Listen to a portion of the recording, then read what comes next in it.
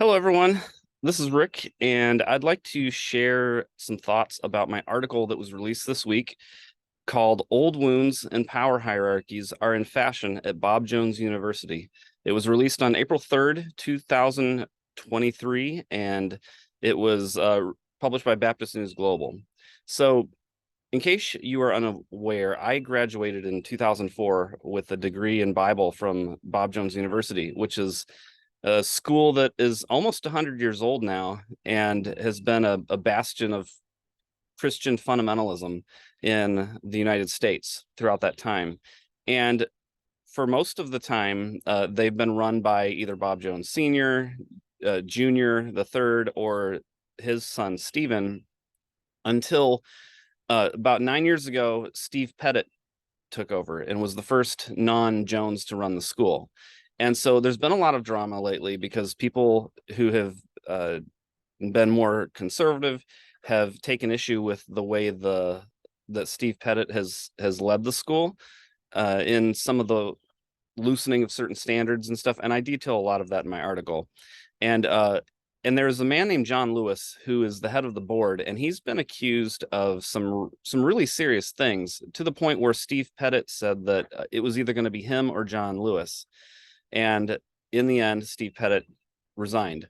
So basically, what I do in this article is I share the story of John Lewis, because a lot of people know who Dr. Bob III is, but they don't know much about John Lewis. So I share his story.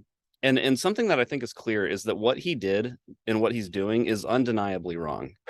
The question here is not whether what he's doing is right or not, but it's how to make things right. And that's really a question about justice. And so one thing that I don't explicitly talk about in this article, but I think is demonstrated through the article, is this tension between retributive justice and restorative justice. Because retributive justice is all about punishment.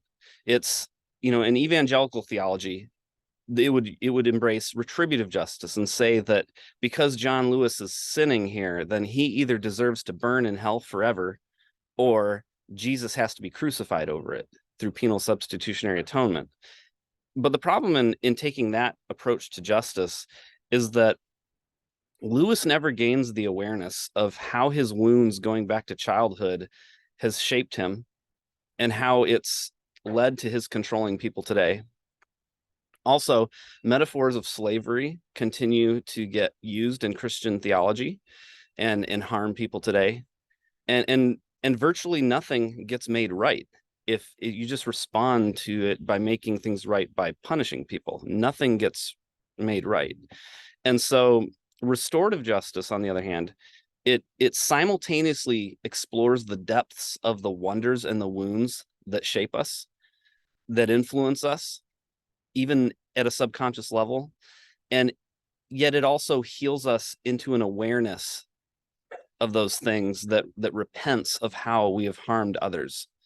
And so with restorative justice, we are fully responsible, we are fully aware, and we are fully healed. And that's what I try to demonstrate in this article is a growing awareness of the things that influence us and the language that influences us, but also demonstrating the need for us to take responsibility for the way we have treated others.